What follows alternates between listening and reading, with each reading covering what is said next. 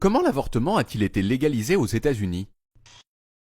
Les États-Unis ont légalisé l'avortement en 1973, soit 2 ans avant la France, par un jugement de la Cour suprême qui s'appelle Roe versus Wade. En français, Roe contre Wade. Roe et Wade, ce sont des gens. Henry Wade, c'était le procureur du premier tribunal qui a jugé cette affaire, mais derrière le nom de Jane Roe se cache une histoire de dingue que je vais à présent vous raconter.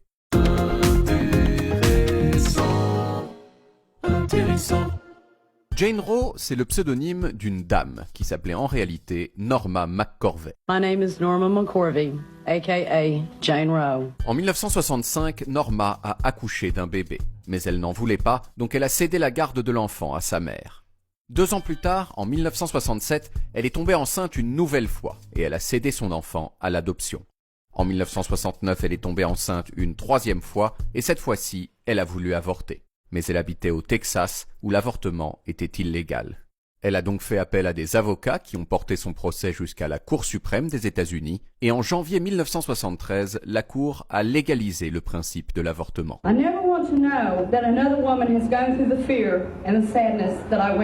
Pour Norma, c'était trop tard. Elle avait déjà accouché et confié une nouvelle fois son bébé à l'adoption. Mais le plus intéressant, c'est peut-être ce qui s'est passé après. Après le jugement, Norma est devenue le visage de la lutte pour l'extension du droit à l'avortement aux États-Unis. Et puis, en 1995, coup de théâtre. Norma a retourné sa veste et elle est devenue l'un des visages de la lutte contre le droit à l'avortement. I realized that my case, which legalized abortion on demand, was the biggest mistake of my life. On a appris depuis que Norma avait reçu de l'argent des 2 camps pour être la porte-parole de leur cause. Et il semble qu'au fond, elle n'ait pas été très intéressée par la question du droit à l'avortement.